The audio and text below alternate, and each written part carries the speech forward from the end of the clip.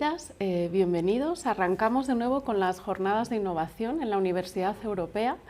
Soy Marta Lesmes, soy la vicedecana de Educación de la Facultad de Ciencias Sociales y de la Comunicación.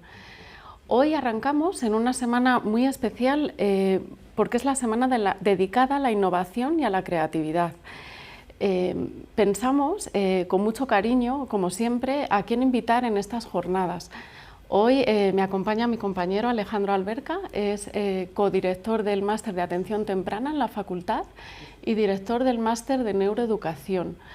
Nos acompaña asimismo Daniel Millán, experto referente en España en el mundo TEA. Ahora Alejandro os va a detallar un poquito de la trayectoria de Daniel. Sin embargo, me gustaría a nivel personal comentar el porqué de esta elección, ¿no? Cuando los educadores pensamos en la innovación educativa, últimamente estamos muy obsesionados con las metodologías docentes y sobre todo con la tecnología. Como siempre, desde estas jornadas tratamos de invitar a personas que tienen una propuesta innovadora y entendemos la innovación desde una perspectiva amplia, no solo la innovación metodológica ni tecnológica, sino aportaciones innovadoras desde los campos de acción de cada profesional. Y en este sentido, desafortunadamente diría, creo que el trabajo de Daniel dentro del mundo TEA todavía resulta innovador. Entonces, bueno, sin más demora, os dejo con Alejandro, que comentará un poquito más en detalle la trayectoria de Daniel y damos paso a Daniel. Como siempre, un segundito, Alejandro, podéis trasladarnos, una vez que Daniel acabe su pequeña ponencia, vuestros comentarios o vuestras dudas a través del chat, y Alejandro y yo las expondremos para daros voz y que podáis preguntar a través del chat. Muchas gracias. Muchas gracias, Marta. Bueno, la verdad es que presentar a Daniel a veces puede ser redundante.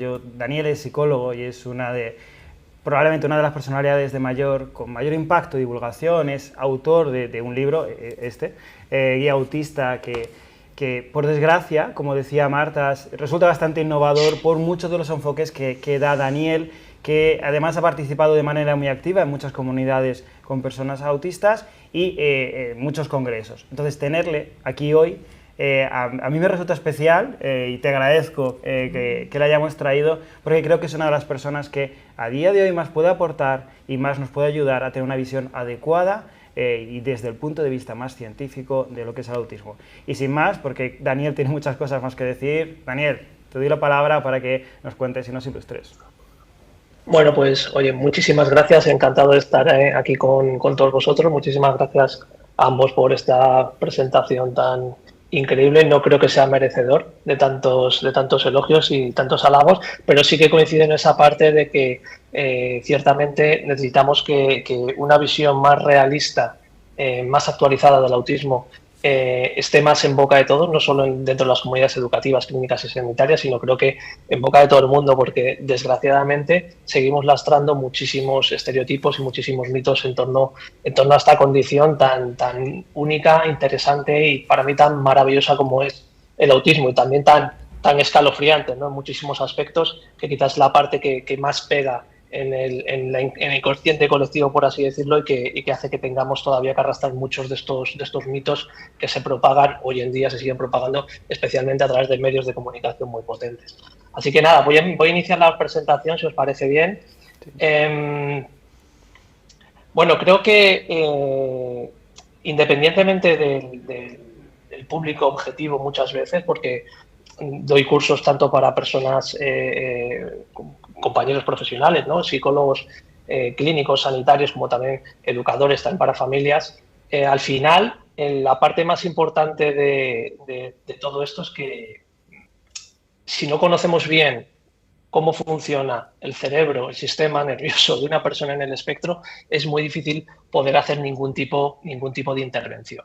Entonces, ya sea educativa, sea clínica, sanitaria, incluso en los contextos familiares. Y creo que una parte muy importante de esos contextos es precisamente el educativo. Al fin y al cabo, la persona en el espectro, en su etapa educativa, pasa la mayor parte del tiempo bien en el colegio, bien en la escuela, en el instituto y después en las universidades, ¿no? Y el otro 50% pues en otros contextos, como puede ser el contexto del hogar. Entonces, precisamente las intervenciones tienen que ser en esa serie de contextos. En la intervención con el autismo es muy difícil que una intervención directa, en clínica me refiero, con 1, 2 horas, 3 horas semanales, tenga unos efectos positivos, duraderos y que sean realmente cuantificables si no trasladamos esas prácticas, esos aprendizajes a los contextos naturales, porque además el autismo es una neurodivergencia, ya entraremos en esa serie de conceptos, es una neurodivergencia que además tiene una dificultad añadida con respecto a otra serie de condiciones y o trastornos, ¿no? Que es esa dificultad en generalización de aprendizajes por algunas de las características que veremos un poquito después. He preparado este pequeño índice.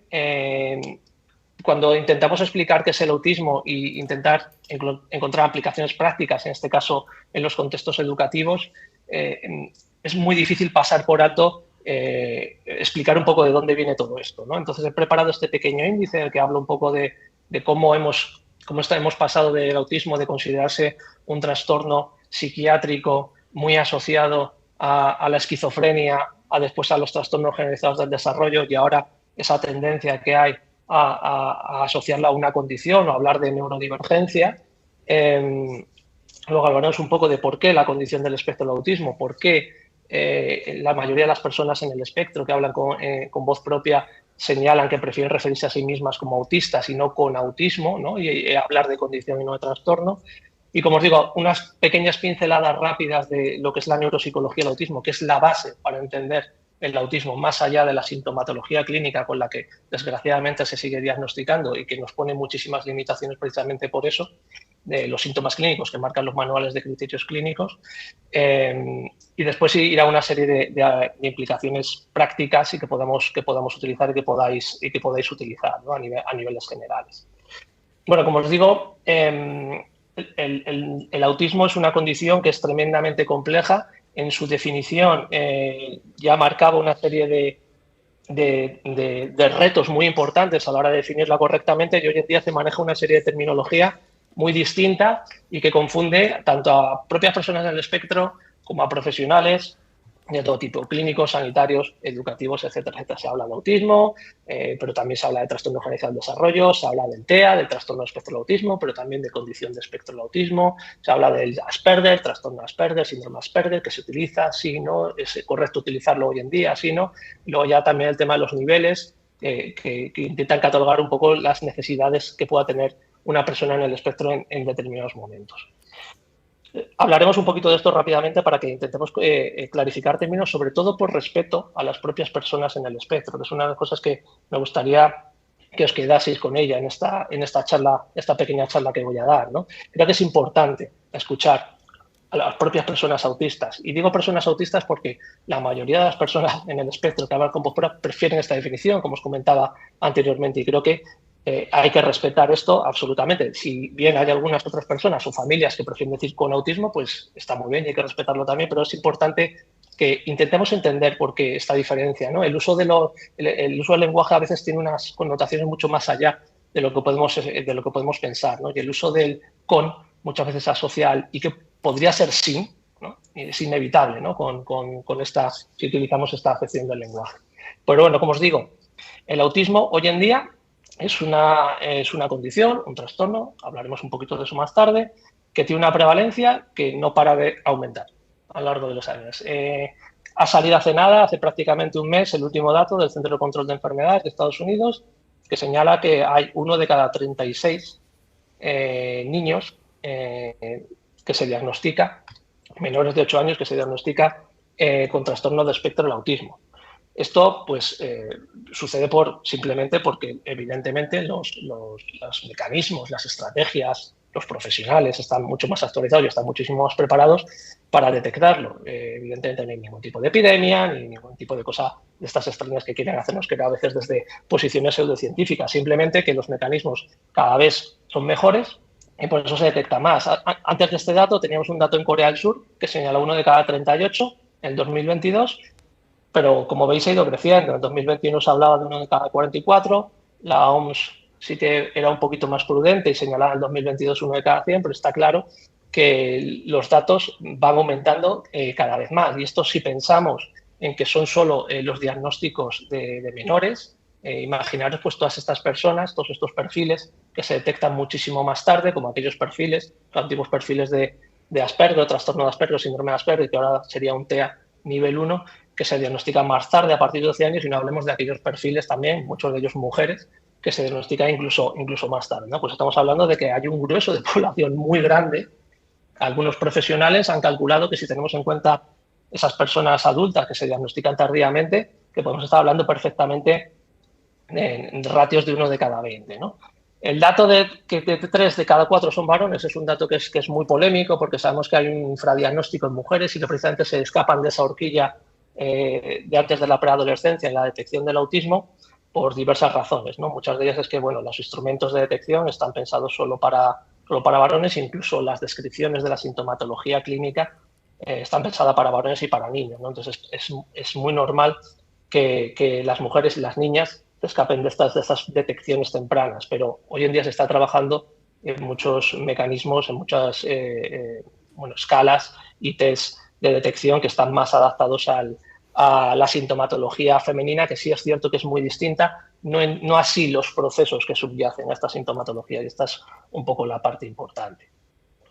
Bueno, el concepto del autismo, como os decía, ha ido cambiando mucho desde su definición sobre los años 40 a través de Leo Kanner y Hans Asperger. Antes lo había hecho Bogdasina, pero sus estudios pues, no se conocieron hasta los años 90.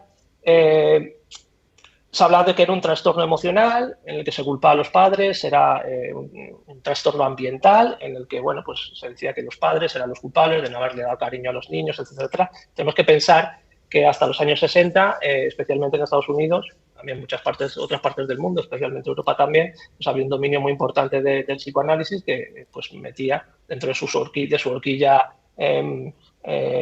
de pensamiento cualquier tipo de condición, de trastorno o de alteración, ¿no? Entonces, bueno, afortunadamente, a partir de los años 60 empezó a hablarse de que había unas alteraciones a nivel biológico, se empezó a definir la edad de aparición. Sí, todavía se decía que era un trastorno de inicio en la infancia, porque nunca fue un trastorno exclusivamente infantil, es decir, que no tenía por qué detectarse en la infancia, se podía no detectar, podía haber esos falsos negativos y después tener esa sintomatología autista, ¿no? Pero bueno, también eso arrastró durante muchísimo tiempo el concepto de autismo como un trastorno exclusivamente infantil, y afortunadamente a partir de los años 80, en los años 70 empezó a haber un relevo de los psicólogos que tomaron alzaron la voz un poco en el desarrollo del trabajo en el campo del autismo. Antes habían sido principalmente psiquiatras y se empiezan a establecer, bueno, pues los grupos de diagnóstico como los trastornos generalizados del desarrollo, y se empieza a hablar más allá de la sintomatología, que por supuesto es importante y sigue imperante, es necesario hablar de ella para diagnosticar autismo, pero se empieza a hablar de teorías explicativas y psicológicas y neuropsicológicas que acompañan a las teorías psicológicas para explicar el porqué del autismo e ir más allá de una mera sintomatología, es decir, ir más allá de lo que se hace mal o de las dificultades que hay, ¿no? Y hoy en día, pues bueno, a finales de los años 90, a partir de los 2000, pues ya se empieza a hablar del concepto de la neurodivergencia, de la condición del espectro del autismo, etcétera, etcétera. Digamos que el concepto ha ido cambiando desde ese diagnóstico principal y nuclear que definió Leo Kanner, y después más tarde se incorporó los trabajos de Asperger que eran muy similares a los de esta mujer que veis en la foto más arriba, de Bogdasina, y se establecieron el grupo de los trastornos generalizados del desarrollo, que incluían, pues además del autismo clásico, digamos, o de Kanner, el síndrome o trastorno de Asperger, el síndrome de Rett, un trastorno generalizado del desarrollo no especificado, y el trastorno desintegrativo infantil, que era un poco la rémora de esa concepción del autismo como un trastorno de tipo esquizofrénico, ¿no? Como una esquizofrenia infantil. A partir de los años 80, como os digo, las teorías psicológicas empezaron a tener mucho impacto en el estudio del TEA, y a través de Lorna Wynne se desarrolló el concepto de trastorno de espectro del autismo. Esto se utilizó para definir aquellos trastornos que de base no eran autistas o no era autismo, pero que desarrollaban una sintomatología que era muy similar y que por tanto podían verse beneficiados de las intervenciones que se hacía en el campo del autismo, ¿no? Se solía llamar estos autismos, como se sigue llamando, los autismos sindrómicos o conductuales. En Latinoamérica, por ejemplo, se utiliza mucho esta terminología. Al final, lo que viene a decir es que, bueno, que hay un diagnóstico nuclear, que es el del autismo. Luego hay otra serie de diagnósticos que están muy similares, que cursan con una sintomatología muy similar en unas áreas en las que el autismo estaba afectado, ¿vale? Pero en los trastornos generalizados del desarrollo, pues por lo general pues, había una afectación menor, excepto en algunos casos en el síndrome de Rett, y podía tener un desarrollo o un pronóstico, en principio, más favorable que el que se daba a los diagnósticos de autismo clásico de síndrome de Kanner. Y después teníamos los trastornos de espectro de autismo, que había un poco de todo. Es decir, estamos hablando de algunos síndromes que eran pues, muy discapacitantes y otros que no tanto, pero que sí es cierto que la sintomatología podía ser muy similar a la que se encontraba en los trastornos autistas. Hoy en día, como os digo, pues la tendencia que hay, sobre todo por parte del impacto que está teniendo, que empezó a tener a finales de los años 80, principalmente en Estados Unidos, de la irrupción de comunidades autistas, es decir, de personas en el espectro. Ya no hablamos de profesionales ni de familiares, sino de las propias personas en el espectro, que hablan con voz propia para un poco reivindicar su voz, y que evidentemente tenían mucho que decir, muchísimo que aportar, y que debían ser ellos lo que tuviesen muchas veces la última palabra en, oye, ¿cómo nos definimos? ¿Cómo queremos que se nos denomine, ¿no? El concepto de neurodivergencia y condición de espectro de autismo, como os digo, van intrínsecamente unidos. Hay discrepancias un poco sobre quién fue la primera persona que habló del concepto de neurodiversidad o neurodivergencia. Está Judy Singer, también está Jim Sinclair, que unos años antes fundó la Autism Network International, que fue la primera organización online de personas autistas. Pero bueno, más o menos el concepto es el mismo, ¿no? Aquí se habla de la universidad como un movimiento de justicia social, de reivindicación de que no es un trastorno, sino que es una condición. Es decir, lo que se viene a reivindicar es que hay variaciones que son normales del cerebro humano y que pueden contribuir muchísimo a la humanidad. De hecho, Hans Asperger hablaba de la inteligencia autista, ¿no? Y de que muchas de las grandes contribuciones en la historia de la humanidad, en muchísimas de las áreas, habían sido personas que probablemente estuviesen en el espectro, ¿no? Entonces, lo que viene a decir la neurodivergencia es que en lugar de pensar que las personas en el espectro o también personas con TDAH o con dislexia necesitan ser arregladas, pues hay que poner foco en potenciar esas capacidades y adaptar el entorno para que estas personas puedan tener un desarrollo normalizado e incluso óptimo, ¿no? Al final lo que viene a decir es que el deterioro está en el entorno, no es culpa del individuo. Yo suelo decir muchas veces, y con esto lo hablo muchas veces con las familias y con las personas en el espectro, porque muchas de ellas evidentemente, sobre todo aquellas personas que han tenido diagnósticos tardíos o que la devolución de esos diagnósticos ha sido desde una perspectiva muy patológica, es que no hay nada malo en estas personas, es en la interacción con el entorno donde hay un problema, ¿no? Como viene también una de las teorías más en boga explicativas del autismo, que es la teoría de la doble empatía. Bueno, como os digo, en principio, las personas en el espectro que hablan con voz propia prefieren definirse a ellas mismas como personas autistas o personas en el espectro, y hablar de condición para quitar un poco esa carga patológica que tiene la palabra TEA, ¿no?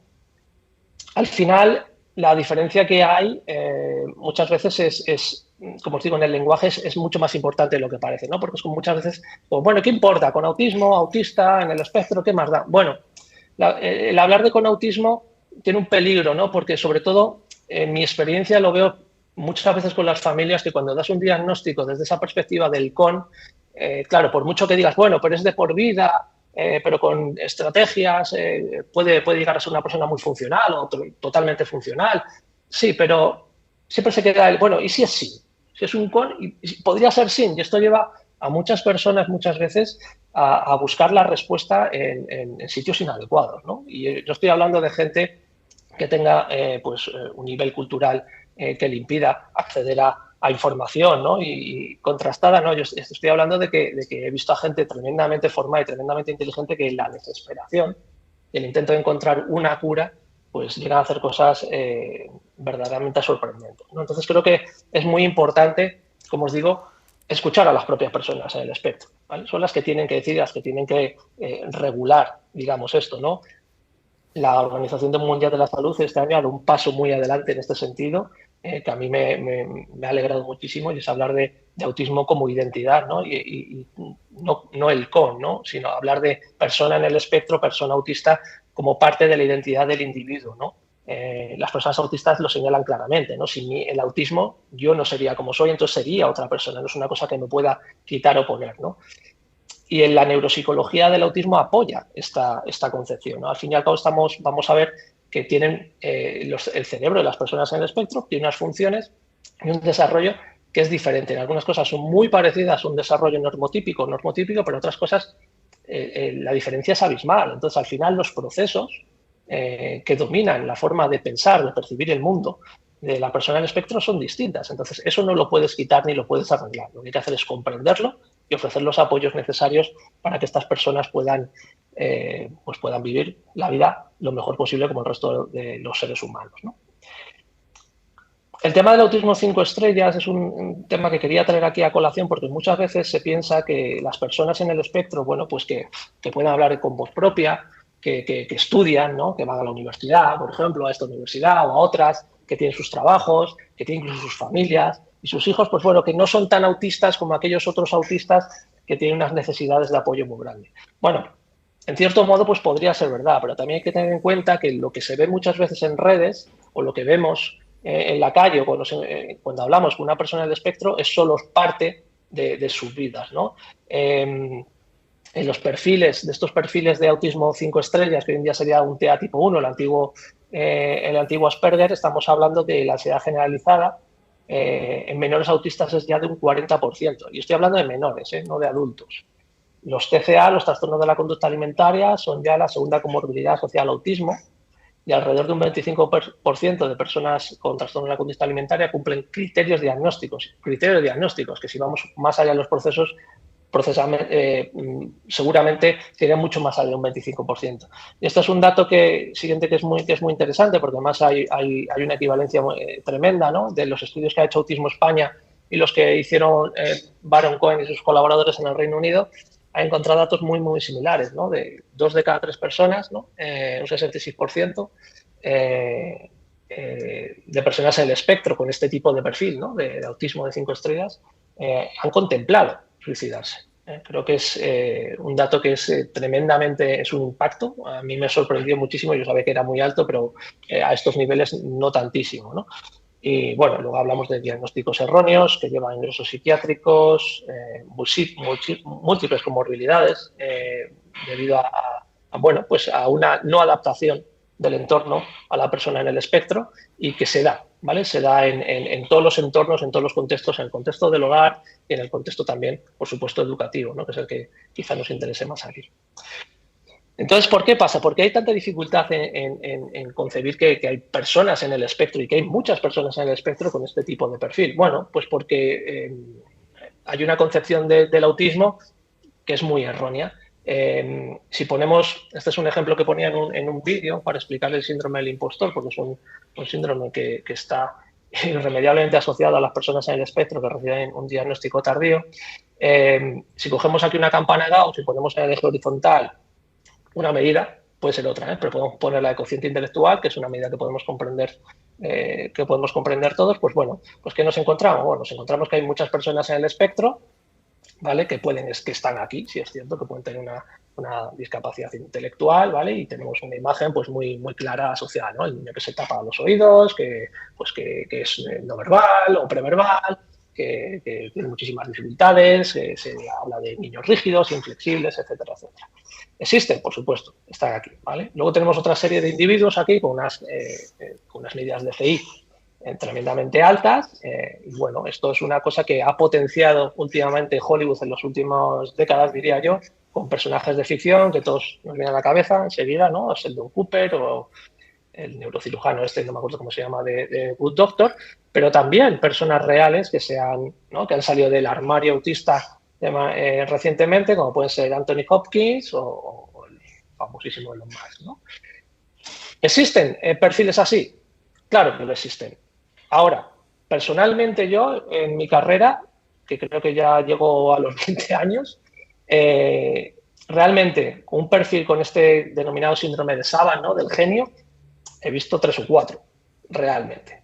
Entonces, ¿dónde están las personas en el espectro? Bueno, pues están por aquí, están por aquí, y especialmente, bueno, pues están por aquí. ¿Y quiénes son estas personas? Bueno, pues son personas que pasan desapercibidas, lo que se denomina ese autismo invisible o esa discapacidad invisible. Son personas que, bueno, pues que estudian, pero fracasan muchas veces en los estudios, que tienen familia, tienen muchas dificultades en la familia, que tienen hijos, muchos de ellos, bueno, son diagnosticados después de que diagnostiquen a sus hijos, ¿no?, porque se ven reflejados en ellos, ¿vale? Esta es la mayoría de las personas en el espectro que hay. Y además estas personas, estos peques con una intervención adecuada, al final acabarán aquí. Por lo tanto, la idea es que intentemos cambiar esa imagen que se tiene a nivel global de lo que es el espectro del autismo, porque si no, estaremos negándoles continuamente su identidad. Y me refiero que los negamos sin darnos cuenta muchísimas veces, porque este niño que vemos aquí tapándose los oídos y tal, dice, bueno, pues sí, es autista, ¿no? Pues claro, tiene una hipersensibilidad auditiva, entonces se tapa los oídos, tal. Vale, pero ¿qué pasa cuando lo hace una adulta autista, como por ejemplo mi amiga Aida? Bueno, pues que enseguida, en contextos de educación, en contextos de trabajo, les negamos su autismo. En el sentido que les dicen, bueno, pero ya te tienes que ir adaptando, ya es que no eres un niño, es que esto no es bueno hacerlo, no es correcto hacerlo, porque minimizamos de una manera terrible las dificultades que pueden tener, porque la imagen que tenemos de autismo es la de ese peque o la de estos genios. Y no es real. La mayoría de las personas en el espectro, como digo, están aquí, en esta campana.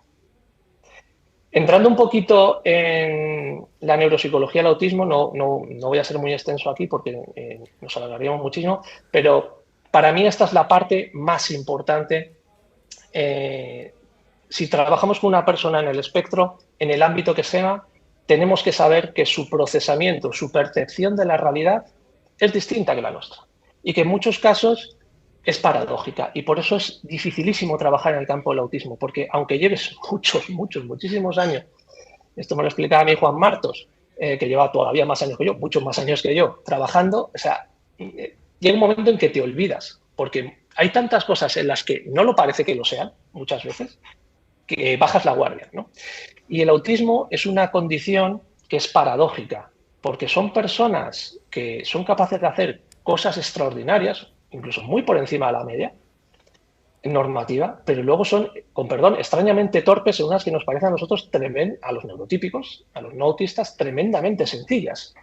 Y esto muchas veces se utiliza para negar, deslegitimizar su diagnóstico de autismo, cuando en realidad es lo contrario. Precisamente el que exista esta paradoja, esta invariancia evolutiva que se denomina dentro de la psicología evolutiva y cognitiva, es lo que define muchas veces al autismo, ¿no? Que, pues eso, que haya esa diferencia tan grande. Bueno, esto lo causa esa interacción con el entorno, como os decía, y ese estilo de procesamiento que es importantísimo para empezar que lo conozca una persona en el espectro. Las intervenciones que nosotros hacemos a nivel clínico siempre van de la mano las intervenciones, en el sentido de, oye, la sintomatología, cuáles son los problemas que tienes, y también tienes que conocerte, porque si no te conoces, vas a estar poniendo parches continuamente.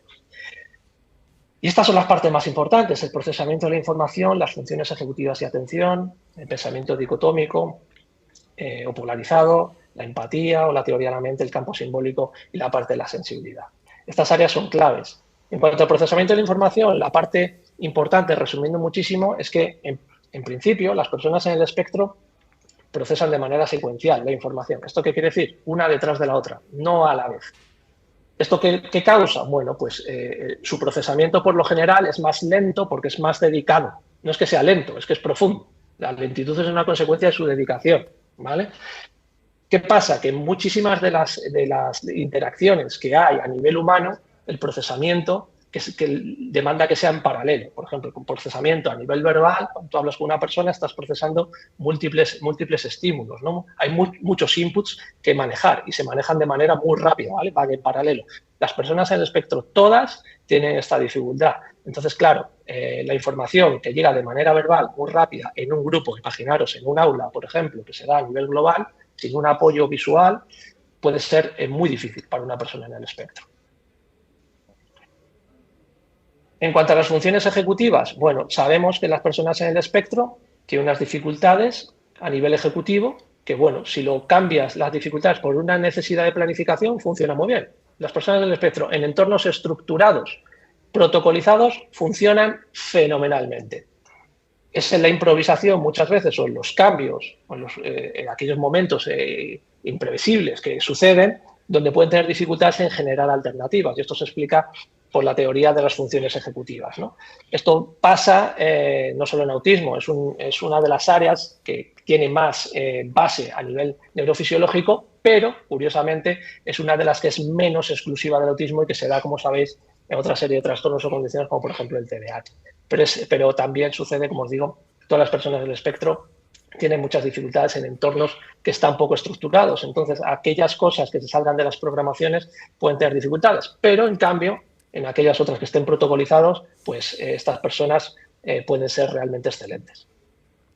En cuanto al pensamiento dicotómico, esto es un concepto que es bastante nuevo, en general, en el estudio del autismo, pero en mayor o menor medida todas las personas en el espectro son muy dicotómicas, son realmente pragmáticas y buscan la relación causal de todo. Y como son, esto unido a otro concepto como es el hiperrealismo, pues tienden a pensar muchas veces de manera absoluta, que puede parecer muy radical para una persona que no tenga este estilo de pensamiento, pero realmente es lo más cabal y lo más lógico posible que puedes pensar, ¿no?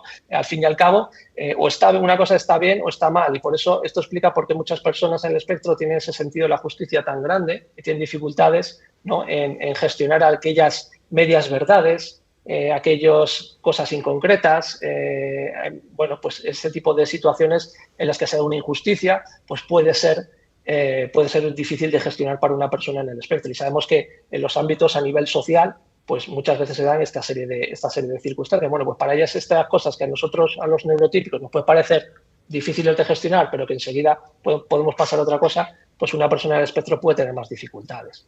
Esto lleva a que tengan una polaridad emocional muy grande y un pragmatismo muy grande, pero la gran ventaja que tienen muchas veces, como digo, con ese pragmatismo, es que sí es cierto que pueden tener explosiones emocionales que nos pueden parecer fuera de contexto, tanto en lo positivo, en la alegría, como también en otra serie de emociones como la tristeza, que nos pueden parecer exageradas a los demás, pero ellos lo sienten, las personas en el espectro lo sienten así, no están fingiendo ni están exagerando, ¿no?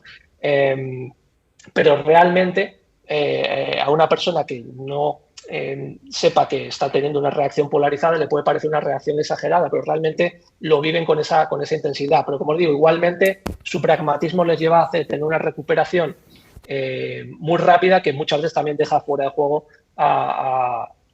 bueno, pues a las personas neurotípicas que puedan estar en su entorno, porque en ese momento todavía están gestionando esa subida a nivel emocional, ¿no? Esto es importante tenerlo en cuenta porque es una de las cosas que lleva a tener más dificultades a las personas en el espectro con las personas neurotípicas y viceversa, y es los distintos ritmos de velocidad a nivel emocional, ¿no? Esas subidas y bajadas tan abruptas son difíciles de gestionar para una persona que por lo general no sube o baja tanto, tarda más en subir y tarda más en bajar, ¿no? Muchas veces esa diferencia en la velocidad es lo que lleva a tener dificultades en la interacción. Por hablar del concepto de teoría de la mente, diré que es un concepto que está muy mal comprendido y muchas veces peor traducido, ¿no? Que es el tema de la empatía y la teoría de la mente. Al final lo que está diciendo, lo que dice esta teoría, lo que afirma esta teoría es que las dificultades de las personas en el espectro, perdón, que me he pasado, es en hacer inferencias a nivel mental. ¿Esto qué quiere decir? Bueno, lo que dice la teoría de la mente es que las personas en el espectro, ante los estados cognitivos y mentales de los otros, necesitan más información de la que nosotros podemos intuir solo con mirarle a la cara o analizando el contexto, ¿vale? Digamos que sí pueden tener teoría de la mente, sí pueden hacer teoría de la mente, pero les parece insuficiente. De hecho, una persona del espectro me decía, entonces los neurotípicos lo que hacéis es jugar a adivinar el estado emocional del otro. Yo le decía, sí, efectivamente lo hacemos así, porque así nuestro mundo puede ir más rápido, nos ahorramos muchos pasos, y la mayoría de las veces acertamos porque tenemos mucha experiencia. Y esta persona me decía, pero eso realmente no es justo porque realmente no sabes al 100% que la otra persona pues tiene miedo o está nerviosa o está enfadada contigo. Y decía, pues tienes razón, efectivamente. Es decir, sería mucho más sencillo que las personas hablásemos y preguntásemos y no insinuásemos continuamente o tuviésemos que estar traduciendo, ¿no?, las caras o las expresiones de los demás, ¿no? Bueno, pues las personas del espectro pueden tener dificultades aquí y, bueno, pues nos quiero decir la serie de implicaciones a nivel de interacción en cualquier contexto que puede tener esto, ¿no? Y bueno, por último, y para mí más importante, es el tema del campo simbólico. Yo utilizo el campo simbólico para señalar muchas veces la unidad que hay en todas las personas en el espectro. Como yo digo que todas las personas en el espectro son autistas, igual de autistas, que no hay una persona más o menos autista, sino que todos son autistas, suelo utilizar el concepto del campo simbólico. Al final, el ser humano, la estrategia comunicativa que hemos desarrollado es tremendamente simbólica. Esto nos hace ahorrar muchísimo, como os decía, igual que cuando hacemos teoría de la mente. La palabra gato, por ejemplo, no se parece a un gato, tal como suena. Y cuando se escribe, escribimos gato, en cualquier idioma, si me instas, tampoco se parece a un gato. Es una representación. Esto se denomina metarepresentación, ¿vale? Y lo podemos complicar todavía más. ¿Cómo lo complicamos? Bueno, cuando utilizamos usos del lenguaje, expresiones no literales o metáforas, chistes, etcétera, etcétera, donde le damos una vuelta de tuerca más, lo que denomino las ultrametarepresentaciones.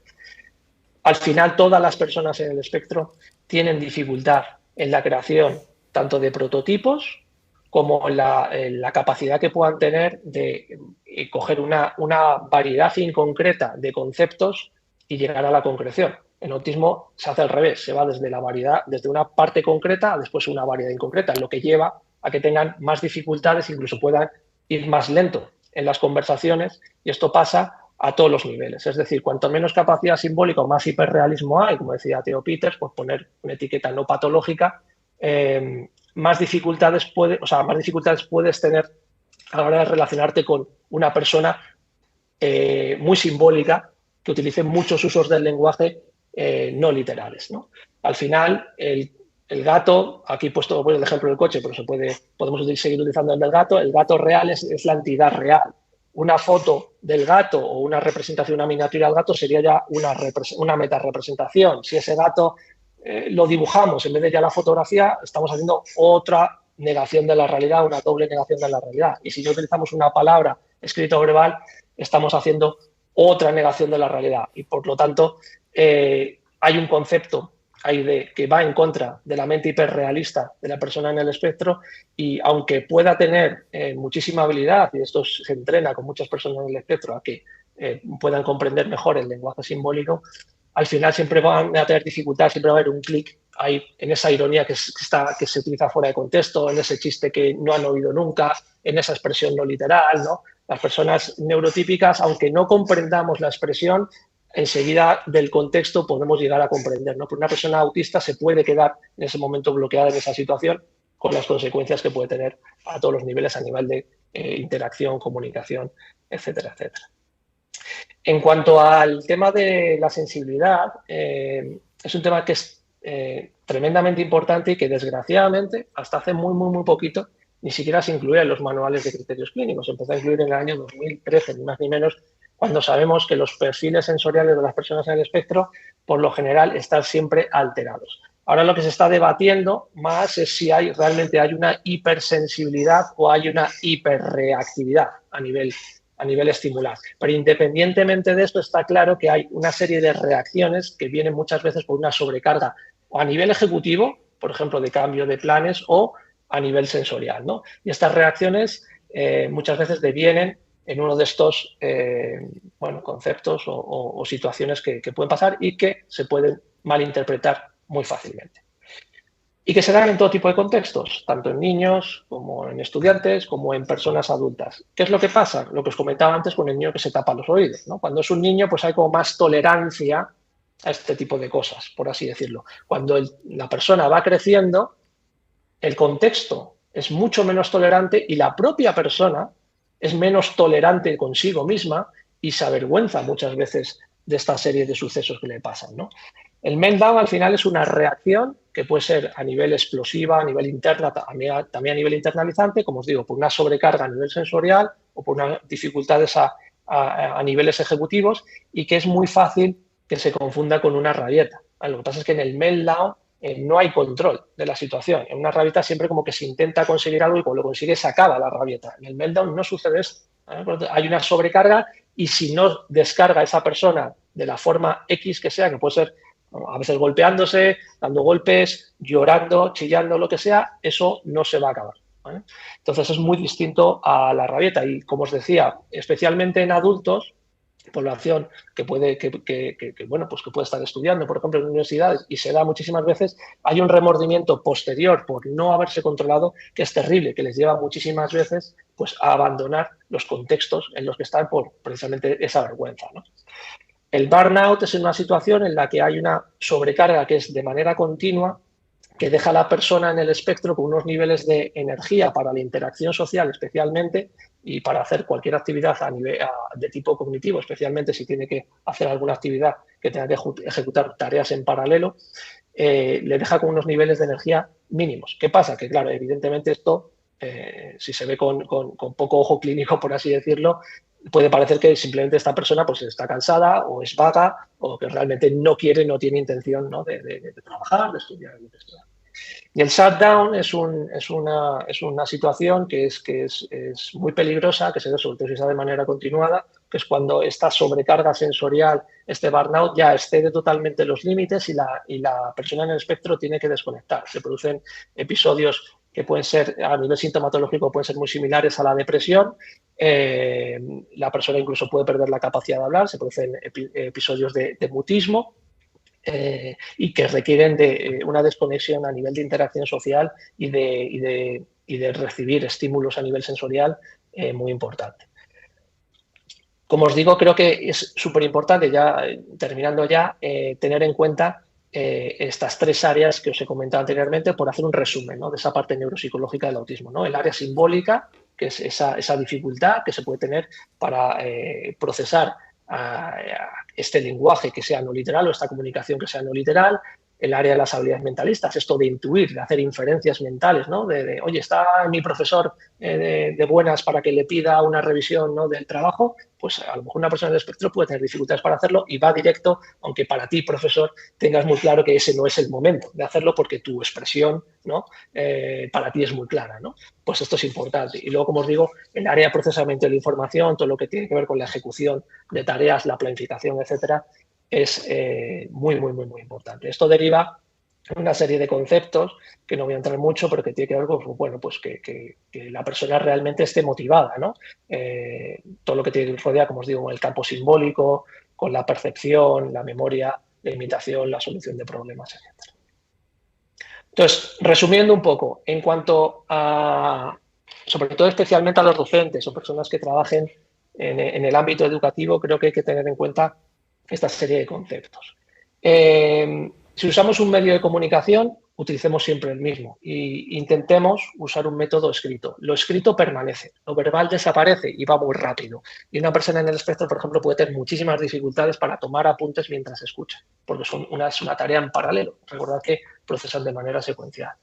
Intentemos mezclar los temas porque pueden tener dificultades para saber qué es lo importante, qué es lo que no, por qué nos hemos ido y por qué tenemos que volver, ¿no? a ese tema. En cuanto a comunicación, intentamos no abusar de las rutinas de saludo, todas esas interacciones que se dan de manera continua. Las personas en el espectro pueden encontrar absurdas saludar a una persona a la que ya han visto por la mañana. Es una cosa que se hace en muchos contextos, no solo en educativo, también en el trabajo, ¿no? Como os digo, ser muy literal, especialmente si damos mensajes importantes y tener mucho cuidado a las bromas o la jerga y esas frases de ánimo habituales que pueden ser muy tú puedes con todo, este tipo de cosas que se hacen. Recordad el tema de la literalidad y el hiperrealismo. Las personas en el espectro lo pueden recibir de una manera que no solo no les anime, sino que todo lo contrario, ¿no? En cuanto a aspectos de la necesidad de planificación, como os digo, intentemos evitar cambios estructurales, utilicemos los mismos espacios y las mismas personas. Si no podemos evitarlo, siempre anticipar de manera visual. Recordad, los apoyos visuales en el campo del autismo son fundamentales en todas las edades. Da igual la edad que tenga la persona en el espectro, siempre va a necesitar de un apoyo visual. Por supuesto, adaptémoslo al contexto en el que esté. Es decir, no utilicemos pictogramas con una persona que esté en la universidad, por favor, es una cosa que vi yo el otro día, ¿de acuerdo? Pero siempre, siempre, siempre un apoyo visual. Yo siempre digo que hay que estructurar al absurdo, ¿vale? Es decir, demos muchas, muchas, muchas instrucciones porque muchas de las cosas que nosotros pensamos que sabe todo el mundo, entre comillas, pues a lo mejor realmente no la saben. Y el problema que tenemos cuando, digo, como os decía antes, sobrepasamos cierta edad es que la persona del espectro a lo mejor no pregunta por vergüenza, ¿de acuerdo? Entonces, estructuremos al absurdo, evitemos tiempos muertos que favorecen esas interacciones espontáneas donde las personas del espectro lo pasan tan mal porque se ven sin habilidades y no les gusta. Pero en cambio establezcamos momentos de descanso fijos. Las personas del espectro están saturadas desde el momento en el que, bueno, iba a decir cuando llegan al centro educativo, pero yo diría desde que salen de su casa, ¿vale? Entonces, facilitemos espacios de descanso, no solo el espacio habitual ¿vale? de descanso entre clases, sino quizás ciertos espacios en los que puedan descargar un poco de toda esa sobrecarga, especialmente a nivel sensorial.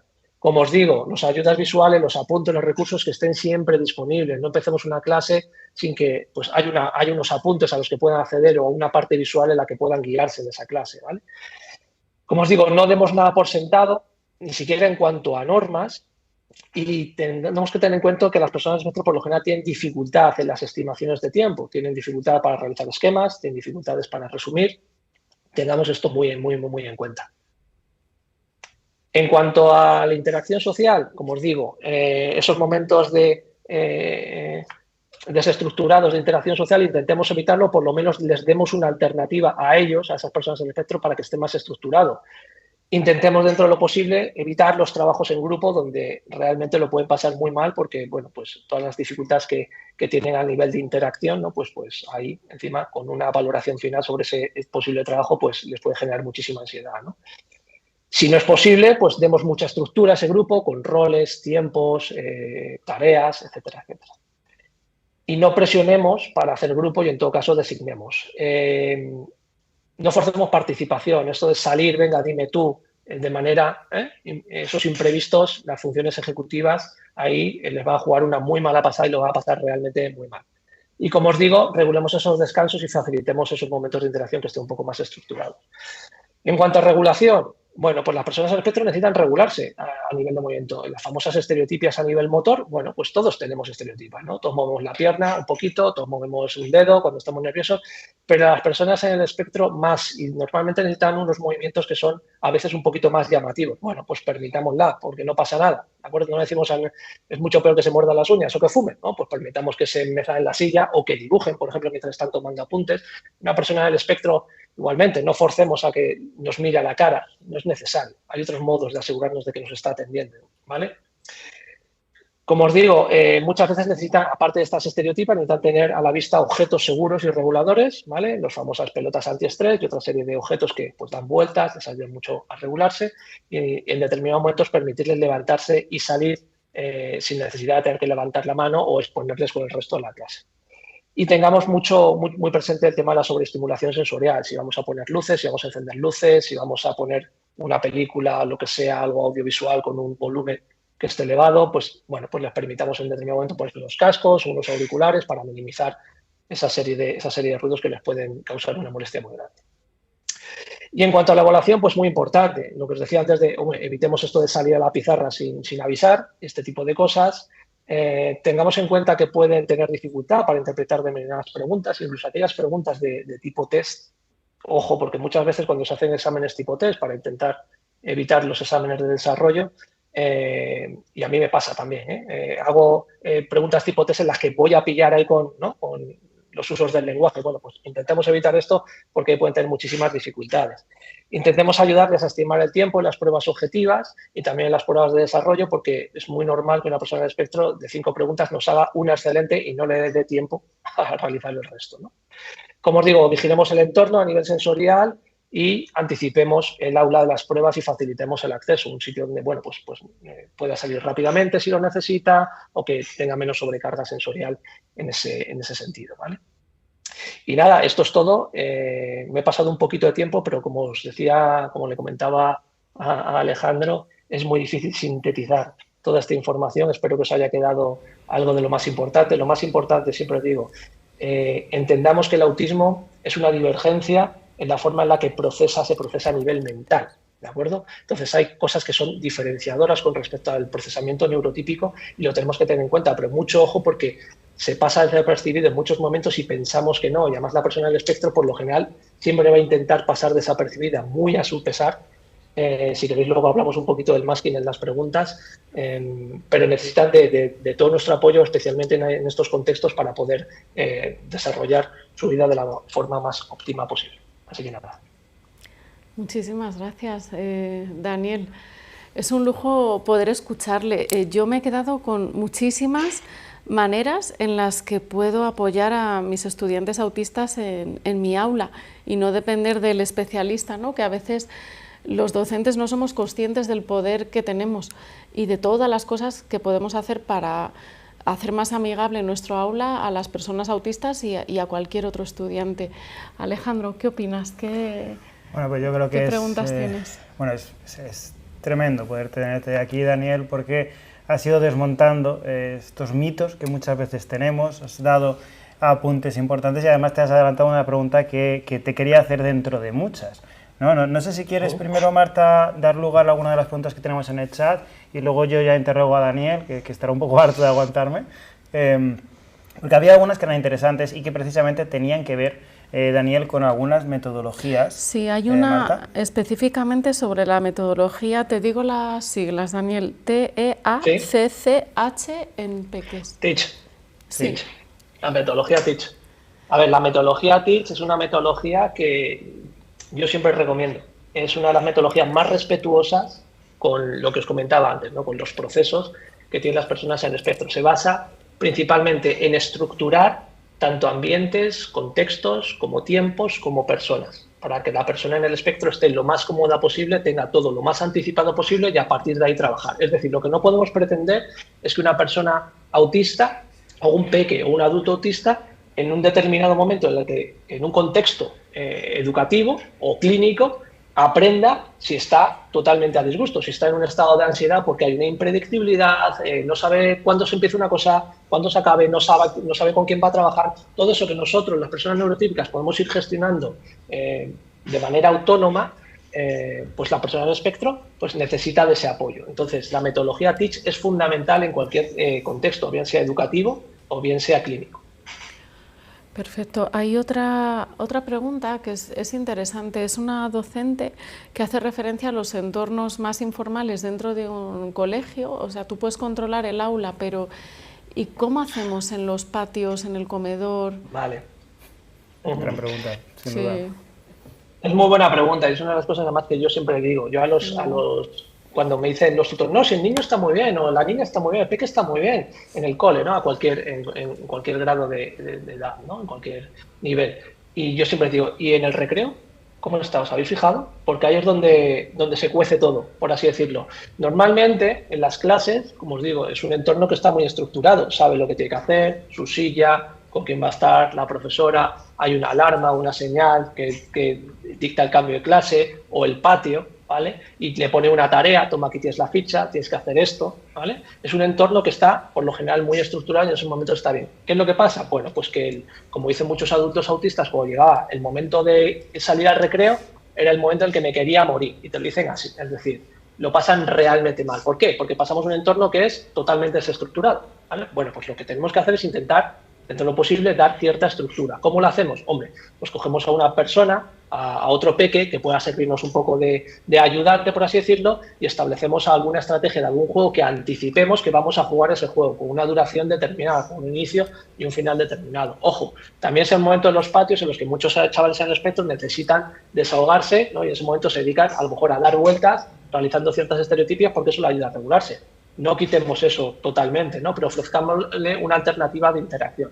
Es un mito que las personas en el espectro y los peques en el espectro no quieran interactuar con otros. Lo que pasa es que probablemente lo que sucede es que lo han intentado unas cuantas veces y han fracasado. Entonces dice, bueno, ¿por qué lo voy a intentar más? ¿No? Entonces ya no interactúo porque es que me da miedo la interacción, porque nunca se me va a dar bien, ¿no? Entonces lo tenemos que facilitar. Igual que facilitamos el trabajo en aula, con un peque en el espectro, un chaval en el espectro, tenemos que facilitar en el patio, ¿no? Y podemos preguntar y ofrecer alternativas de juego, ¿no? Pero siempre yendo de menos a más. Como os digo, con esas dificultades que puedan tener en en el procesamiento de muchos estímulos, no pongamos a jugarle al fútbol, que es un juego que es mucho más difícil de lo que parece, tiene que estar atento a muchas cosas, ¿no? Pero un juego de 1 a 1, por ejemplo, lo ir ampliándolo a 3, con una toma de turnos muy clara, se podría establecer fácilmente, ¿no? Lo que tú decías antes, ¿no? Muchas de estas estrategias no son cosas súper extraordinarias que encima van a ser solo para la persona en el espectro. Todas estas estrategias, a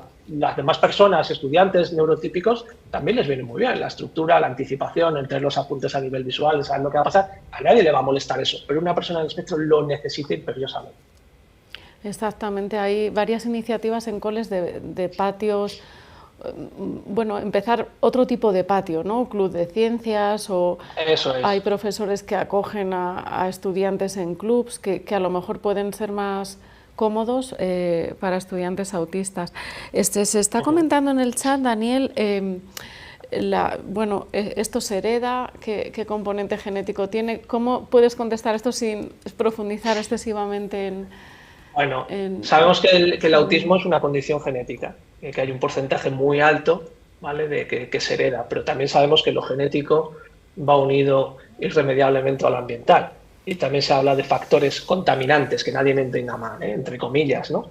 Pero en muchos casos se ve claramente, ¿no?, la herencia genética. Muchas veces cuando haces diagnósticos de peques y ves al padre y ves a la madre, sabes perfectamente de dónde viene la rama autista, ¿no? Porque es que es igual que su peque, ¿no?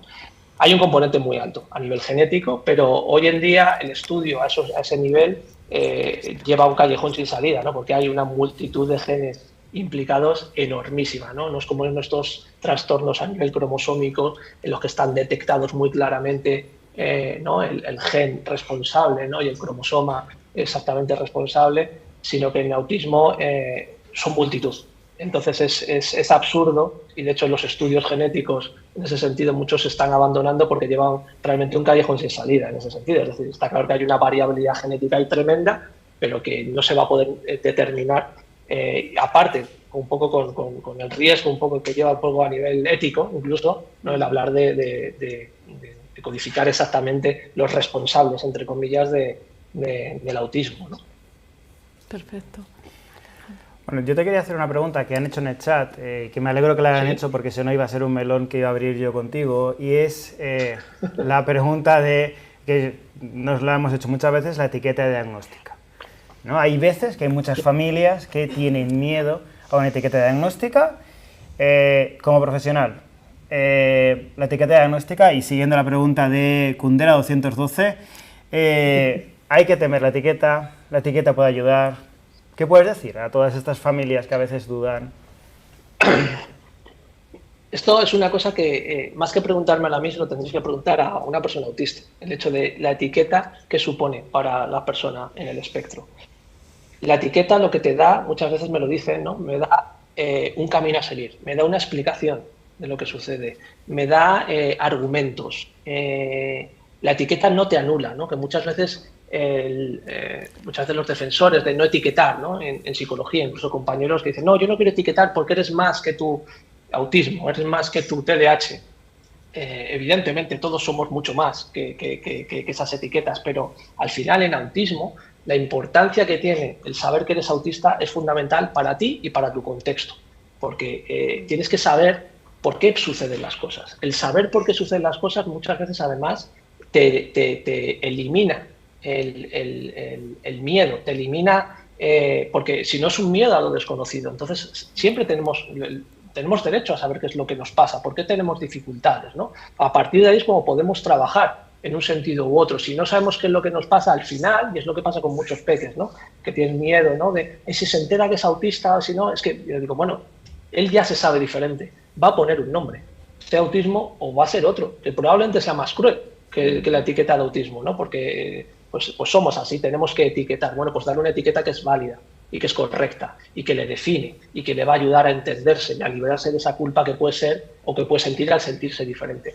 La etiqueta es fundamental. Cuando aceptas la etiqueta del autismo es cuando puedes empezar a realizar cambios sustanciales para tu propia vida o la vida de tu pequeño. Claro, quizás aquí también, Daniel, es importante todo lo que hemos estado hablando antes, de entender bien lo que es el autismo y de desterrar esos falsos mitos que Por en algunos supuesto. programas de televisión de no hace mucho tiempo los han extendido. Es más fácil etiquetar una etiqueta diagnóstica cuando nos da una definición de cómo construimos y que no somos un muñeco roto, que no cuando nos vemos patológicos. Bueno, nada, es solo como comentarlo.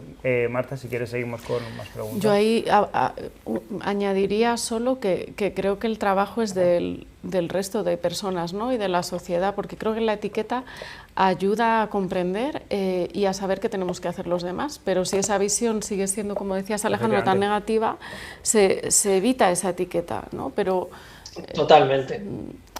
Creo que aquí hay dos factores importantes. Primero, cómo hace esa devolución el profesional a la persona o la familia. Si lo hace desde una perspectiva patológica, el del con autismo, la sintomatología, muchas veces ves esos informes, ¿no?, de diagnóstico y es como un listado de taras que tiene la persona. Bueno, pues la aceptación de eso va a ser mucho más difícil, evidentemente, y va a ser mucho más difícil revertir todo eso y conducirlo desde una manera positiva, que se dice, oye, mira, estás en el espectro, este es tu diagnóstico, te voy a explicar que tu cerebro pues, funciona de forma distinta y que por eso y con la interacción con un entorno que tampoco te entiende, tú tampoco te entendías antes, pues tienes esta serie de dificultades. Entonces yo te voy a decir una serie de herramientas que tú si quieres puedes utilizar para un poco sobrevivir en el loco mundo de los neurotípicos, ¿no?, como decía en el libro. Esa es una parte. Y luego la otra parte es lo que comentabais, ¿no?, a nivel social, es decir, necesitamos referentes más realistas de lo que es el autismo. Afortunadamente empieza a haberlos, ¿no?, pero es muy difícil. Aquí el trabajo lo está haciendo especialmente, sobre todo la comunidad autista, que está haciendo un trabajo en los últimos años espectacular de trabajo de difusión, divulgación de lo que es el autismo, de que todos estamos en el espectro, estamos en el mismo barco, independientemente de las dificultades que tengamos, todos somos autistas, ¿no? Nada de nosotros sin nosotros. Pero, claro, si después llega un medio muy grande, y esto se construye ladrillito a ladrillito, si después llega un medio muy grande que ven millones, que sigue ofreciendo esa visión del autismo, que no digo que no sea real también, pero que está enfocada hacia la pena, hacia la culpa, hacia la patología, pues va a ser muy difícil que cambiemos esa concepción que tiene la sociedad de lo que es el autismo y sobre todo esa negación continua de que si no encajas en ese perfil que tienes en la cabeza de lo que es el autismo, negarle la realidad a muchas personas en el espectro, ¿no?, que después, bueno, pues tienen estos síndromes del impostor y estas cosas tan terribles. Sí, yo creo que, solo por terminar de rematar esta pregunta, creo que también los profesionales, nosotros como profesionales también, ya no solo de la docencia, sino de salud mental, igual también tenemos que facilitar esto en las devoluciones de los informes y ser capaces de hacer unos informes, primero que se entiendan, que se puedan comprender y que nos alejemos un poco de esto. Pero bueno, gracias por esto, porque creo que hay muchos mitos que seguir desmontando. No sé si tenemos más preguntas en el chat, o bombardeo a Daniel con alguna más, Marta. Dale, porque hay algunas que... Vale, sí. Daniel, antes has hablado por encima de, creo que un fenómeno que es importante que la gente conozca, sobre todo muchos docentes, y es el fenómeno del masking. Me gustaría que brevemente, y sé que pedirte brevemente es complicado, que transmitieras al público qué es el masking y por qué es tan importante ser capaz de detectarlo y no presionar para producirlo. Te dejo. Vale, el masking es un proceso, un fenómeno dentro de otro más complejo que se denomina camuflaje, que se da dentro de las personas en el espectro. Como os comentaba antes, las personas en el espectro pueden tener dificultad en hacer aprendizajes a nivel inferencial, es decir, aquellos aprendizajes que no son reclados, por así decirlo, de venga, te voy a explicar esto sirve para esto, ¿no?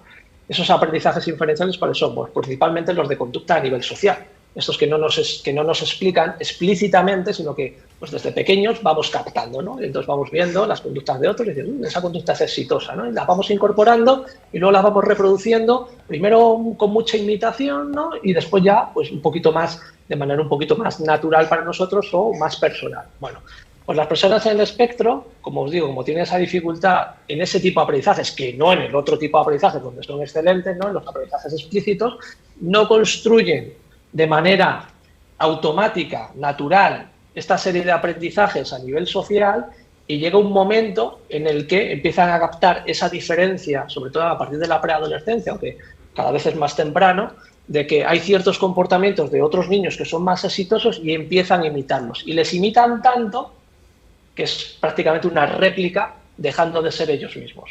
¿Esto qué pasa? Que se empieza a extender muchísimo más en la adolescencia y después en la edad adulta. Los personas de espectro ven que su comportamiento natural, por ejemplo, no mirar a la cara o no sonreír o hacer estereotipias, está muy mal visto. En cambio, otro tipo de comportamientos que ven e imitan de todo tipo de sitios, incluso en series y en películas, que son exitosos y los intentan incorporar. ¿Qué es lo que hacen? Bueno, esto lleva a fenómenos pues tremendamente difíciles y peligrosos, ¿no? Porque acaban incluso con trastornos de despersonalización, de desrealización, pérdidas de memoria terribles, porque como que ponen el piloto automático haciendo ese papel, por así decirlo, que está bien visto socialmente y genera una serie de consecuencias a todos los niveles. Y lo hacen muchísimas veces por esa imposición que siente de encajar socialmente y de triunfar socialmente en los grupos sociales, etcétera, etcétera, ¿no? Se obligan a quedar más en grupo, a hablar más, a estar en sitios que no les apetece, porque entienden que socialmente eso es lo bueno, ¿no? Para progresar a nivel social, a nivel académico y a nivel laboral. Especialmente se da más en mujeres porque tienen más conciencia de esa diferencia y de más deseo de encaje que en varones, pero en varones también se da. Pero es un proceso que es tremendamente complejo, que muchas veces se hace ya en etapas finales de manera totalmente inconsciente y, como os digo, que tiene unas consecuencias a nivel patológico, psicopatológico muy, muy, muy importantes, ¿no? Entonces, el trabajo que tenemos que hacer a esos niveles es intentar detectar esos comportamientos que nos parecen como muy exagerados o como es que no eres tú, e intentar ofrecer una alternativa que se adapte más a su forma de ser, es decir, poder ser ellos más naturales, o estas personas más naturales, con sus características autistas, ¿no? Y en todo caso ofrecerle ciertas alternativas que de manera consciente puedan emplear en determinados momentos, pero que no les lleva a tener esas consecuencias a nivel patológico. Efectivamente, que además luego sobrecarga mucho a las personas. ¿Crees que a lo mejor el intentar que la sociedad cale el mensaje de esto que decías antes, de no seas tan autista, podría ayudar a eliminar este fenómeno más que? Totalmente, es decir, si una persona en el espectro, esto me lo comentaba, por ejemplo, una amiga mía, ¿no? que es autista y que decía, a ver, es que yo cuando estoy en clase estoy dibujando y el profesor está todo el rato diciendo, pero ¿estás atendiendo? Yo ya te lo he dicho que sí, ¿por qué me lo tienes que preguntar 20 veces? O una persona que necesita pues moverse mucho en la silla porque lo necesita, ¿no? Para regularse. Bueno, pues no le digas que no se mueva, si ya ¿qué más te da que se esté moviendo o no, no?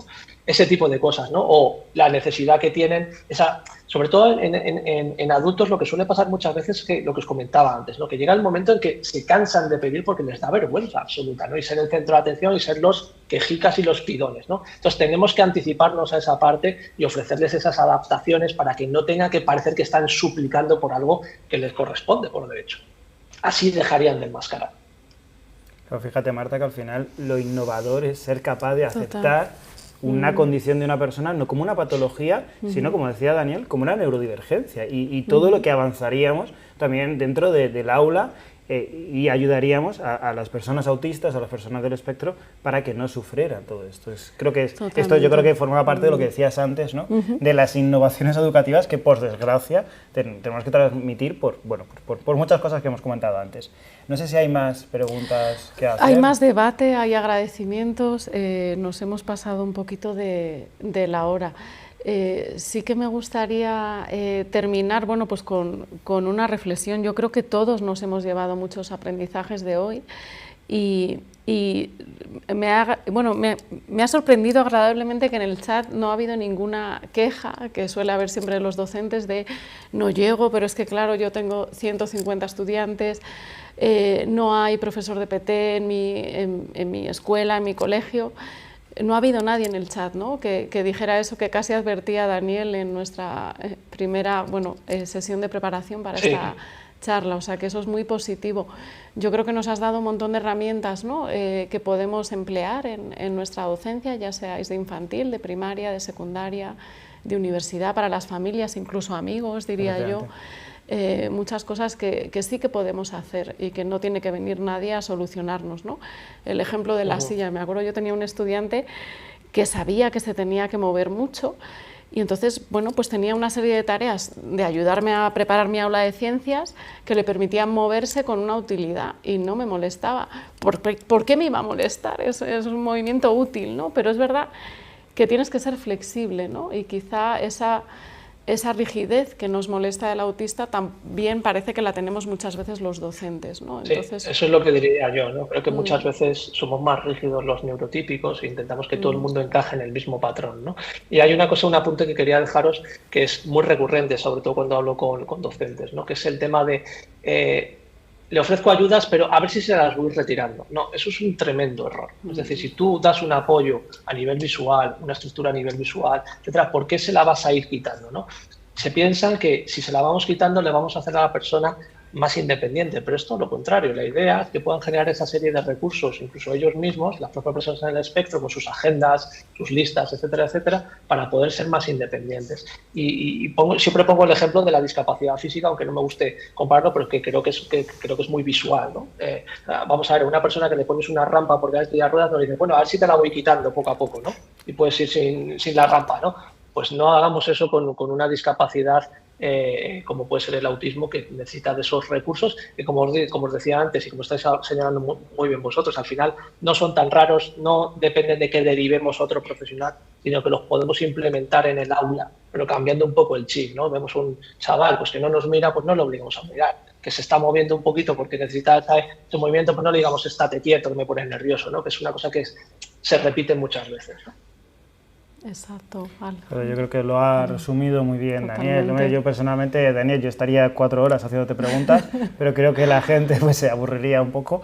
Entonces, bueno, pues por mi parte, no sé si quieres añadir algo más. Marta, tampoco quiero robarle mucho más tiempo a Daniel. Nada, muchísimas gracias, Daniel, Alejandro, a todos vosotros que os habéis conectado una semana más y nos vemos el mes que viene. Muchísimas gracias. Muchas gracias a todos. Muchas gracias, un placer. Un placer, Daniel. Cuidaros. Chao.